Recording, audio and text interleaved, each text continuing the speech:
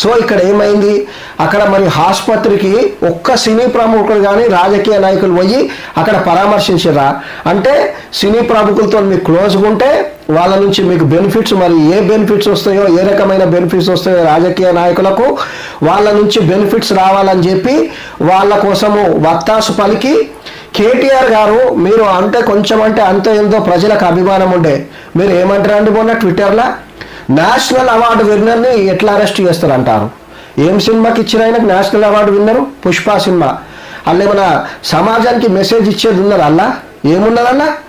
గంధం చెట్లను కొట్టేటోడు national award ఇస్తారా గంధం చెట్లు కొట్టిరని?